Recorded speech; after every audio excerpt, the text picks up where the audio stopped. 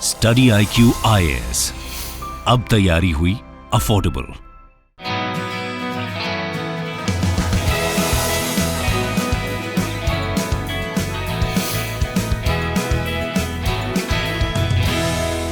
नमस्कार दोस्तों, स्वागत है आप सभी का स्टडी IQ में। मैं हूं आपका दोस्त राहुल सायगांवकर। आज हम लोग चर्चा करने वाले हैं नेशनल एंटी डोपिंग बिल 2021 के बारे में। ये डिस्कशन हो क्यों रही है, आप यहाँ पे देख सकते हो खबर।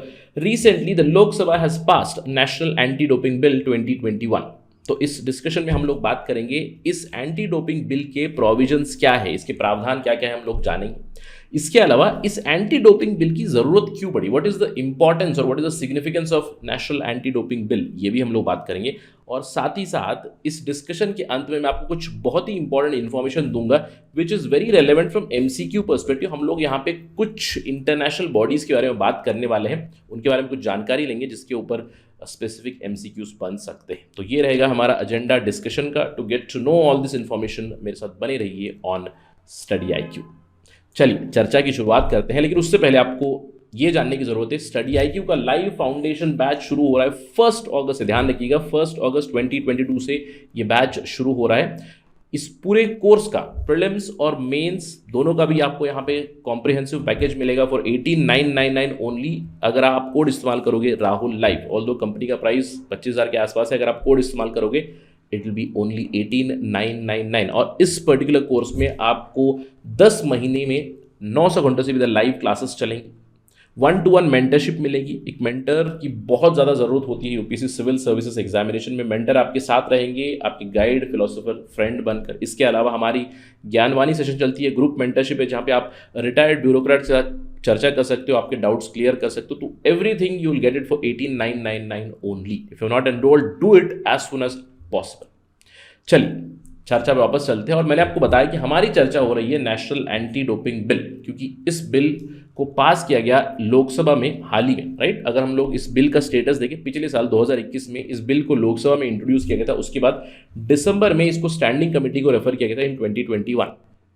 स्टैंडिंग कमेटी की रिपोर्ट सबमिट हुई लोकसभा को इन मार्च 2022 और जुलाई 27, 2022 को ये लोकसभा में पास हो चुका है। And now this would be transmitted into Rajya Sabha. Rajya Sabha को अभी इसको पास करना है, राइट। ध्यान रखना है आपको, national anti doping bill, it has been passed in Lok Sabha right now.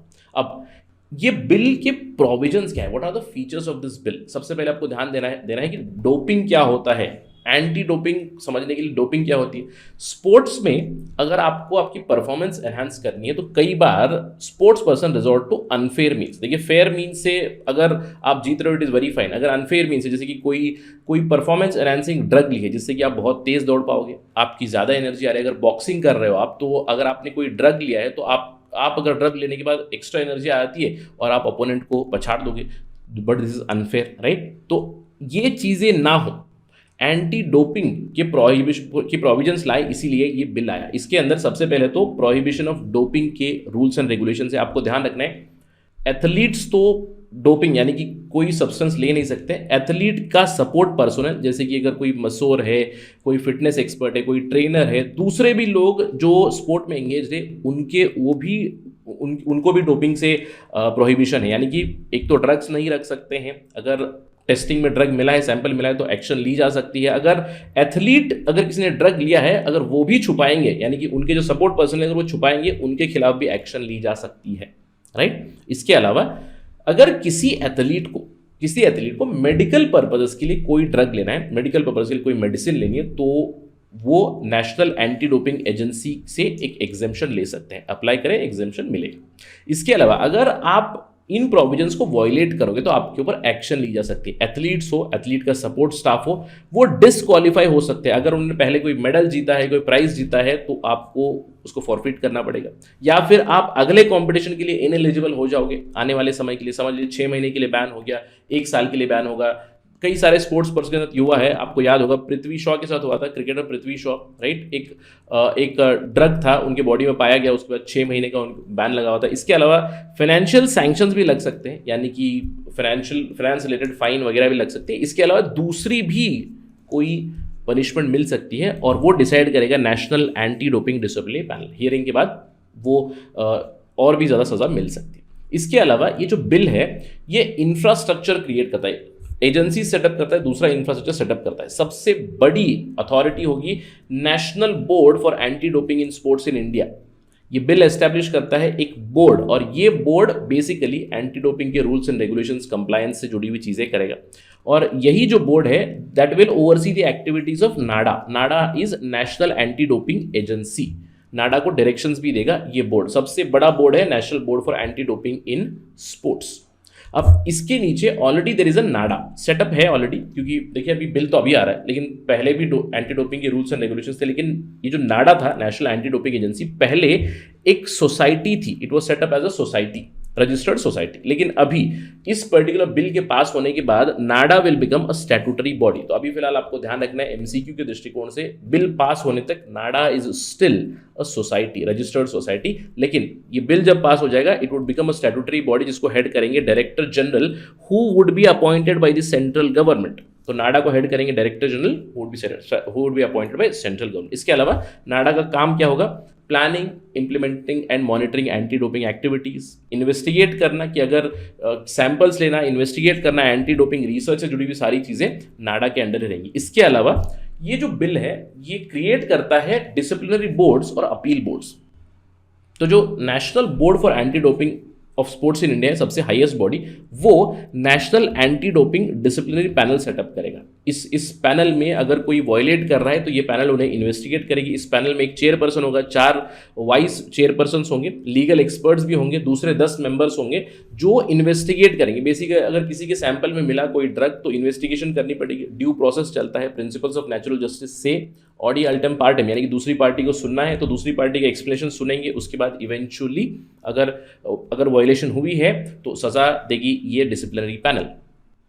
इसके अलावा डिसिप्लिनरी पैनल के अगर डिसीजन से कोई स्पोर्ट्स पर्सन खुश नहीं है तो अपील भी कर सकते हैं। तो national anti doping appeal panel भी बनाएगा ये बोर्ड, यानी कि एक पैनल बनाएगा डिसिप्लिनरी पैनल जो सजा देगा, उसके लिए एक अपील पैनल भी बनेगा, इंटरनल अपील पैनल मैकेनिज्म। अगर इस अपील से भी अगर स्पोर्ट्स पर्सन खुश नहीं है तो they can then approach the court of arbitration for sports. आपको ध्यान रखना है, तो पहला डिसिप्लिनरी पैनल पे चलेगा, उसके बाद एक अपेलेट पैनल है, उसके बाद CAS, court of arbitration for sports. इसके बारे में हम थोड़ी देर में बात करेंगे, राइट। तो ये सेटअप करने वाले। इसके अलावा जो डेटा होगा एथलीट से जुड़ा हुआ, वो डेटा मेंटेन कर सकते हैं नाडा के पास अभी पावर रहेगा कि जो एथलीट्स है, स्पोर्ट्स पर्सन है, उनके रिलेटेड डेटा, उनकी मेडिकल हिस्ट्री, उनकी ट्रैवल हिस्ट्री, कहाँ कहाँ वो गए हैं, collection of samples, random sample collect करते हैं ये लोग। और आपको ध्यान देना है क्रिकेट भी इसमें इसी में आता है, right. Please remember that cricket का कोई स्पेशल चीज नहीं है, cricket also runs through this code itself, right. इसके अलावा डोप टेस्टिंग लैबोरेटरीज सेटअप की जाएंगी अकॉर्डिंग टू दिस बिल। जो ऑलरेडी हमारा नेशनल डोप टेस्टिंग लैबोरेटरी है न्यू दिल्ली में, it will be the principal dope testing laboratory. इसके अलावा central government will also establish other dope testing laboratories all over the country. तो ये basic features है, आपको इससे पता चल गया है कि कितना एक कॉम्प्रिहेंसिव सा ये बिल बना है, जहां पे अलग अलग बॉडीज, यानी कि नेशनल बोर्ड बनेगा, नाडा एक स्टैट्यूटरी बॉडी बनेगी, डिसिप्लिनरी पैनल्स बनेंगे, अपील बोर्ड्स बनेंगे, डेटा कलेक्ट किया जाएगा। ये सारी चीज़ें यहाँ पे क्लियर कट की गई। लेकिन इस बिल के साथ कुछ छोटे मोटे से इशू है। अगर हम लोग बात करें वर्ल्ड एंटी डोपिंग एजेंसी की, ये वर्ल्ड लेवल की एंटी डोपिंग एजेंसी, ये कहते हैं कि नेशनल ऑर्गेनाइजेशन जब भी हो तो वो कंप्लीटली इंडिपेंडेंट होनी चाहिए, अपने ऑपरेशनल डिसीजंस उन्हें खुद लेने का पावर होना चाहिए। लेकिन इस पर्टिकुलर बिल में आपने देखा जो नाडा है, NADA would be run by a director general, और इस डायरेक्टर जनरल को अपॉइंट कौन करेगा? केंद्र सरकार। और रिमूव कौन कर सकता है? फिर से केंद्र सरकार। और इस डायरेक्टर जनरल की क्वालिफिकेशन कुछ नहीं बताई गई है। केंद्र सरकार यहाँ पर अपॉइंटमेंट करेगी, रिमूवल भी केंद्र सरकार के ऊपर रहेगा, लेकिन ग्राउंड्स कुछ दिए गए हैं, मिसबिहेवियर, इनकेपेसिटी और सच अदर ग्राउंड। अभी सच अदर ग्राउंड थोड़ा सा एक लीवे जरूर देता है सरकार को कि अगर सरकार के नुमाइंदे हैं यहाँ पे तो इंडिपेंडेंस के ऊपर सवाल जरूर आ जाता है, राइट। सो इसीलिए इस इंडिपेंडेंस से जुड़े हुए कुछ इश्यूज हैं। आशा करते हैं कि राज्यसभा में इसके ऊपर डिस्कशन होगा और ये चीज़ें रेक्टिफाई हो जाएंगी और भी बिल रिफाइन होगा, राइट। ये थी इश्यूज। लेकिन इस बिल की जरूरत क्यों पड़ी? जैसे कि मैंने आपको बताया था, नाडा अभी फिलहाल एक सोसाइटी थी रजिस्टर्ड, तो हमें एक स्टैट्यूट की जरूरत थी जहां पे एंटी डोपिंग का इंफ्रास्ट्रक्चर आए इंडिया में।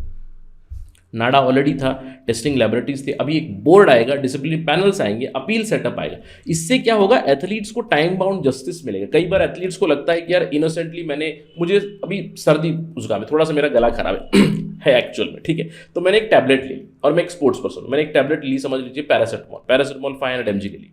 अब उससे पैरासिटामोल के साथ कोई मिक्सचर वाली टैबलेट भी है, वो ले ली मैंने। नॉर्मल समझ लीजिए जो चेस्ट ऑन कोल्ड, ठंड की जो टैबलेट थे, डी कोल्ड एटसेट्रा।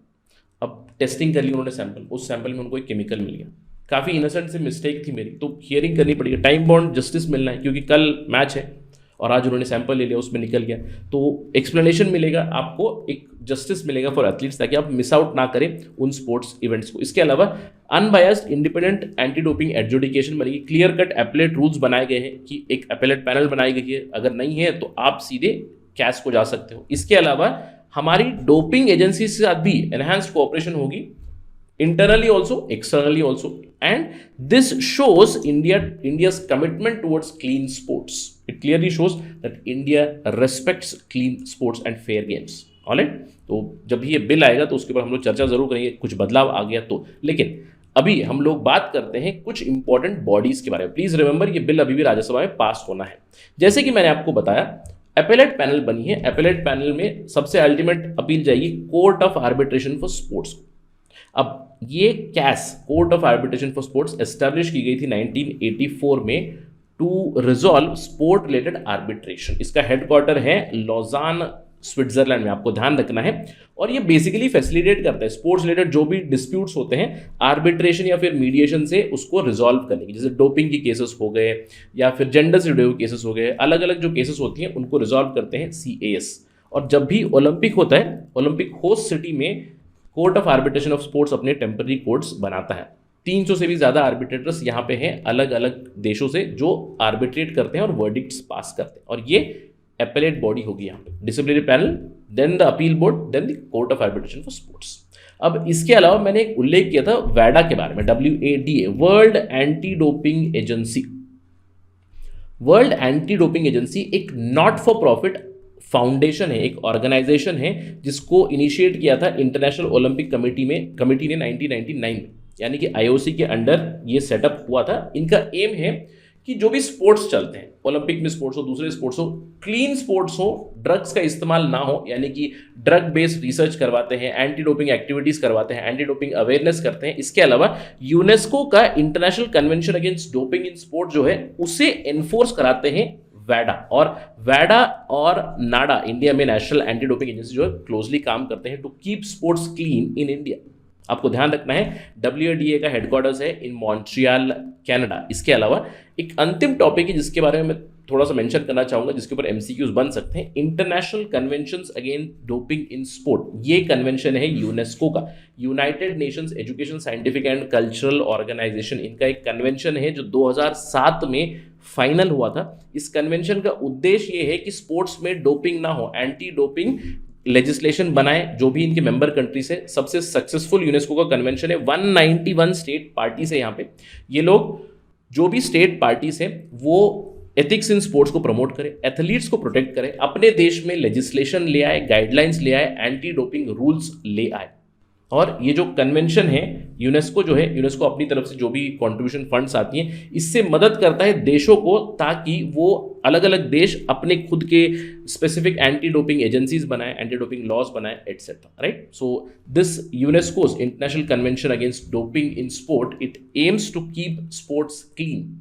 इसके अलावा वैडा का जो वर्ल्ड एंटी डोपिंग कोड है उसको भी इफेक्टिवली इंप्लीमेंट करने में यूनेस्को मदद करता है। तो इन चीज़ों को ध्यान रखिएगा, पोटेंशियली MCQs बन सकते हैं इन चीज़ों पे। जैसे कि मैंने आपको बताया, national anti doping bill 2021 Lok Sabha में पास हुआ है, राज्यसभा में पास होगा, उसके बाद अगर कुछ बदलाव आएगा तो will discuss that for sure. That is it right now in this particular discussion. Thank you for watching this video. जय हिंद। स्टडी IQ IAS, अब तैयारी हुई अफोर्डेबल।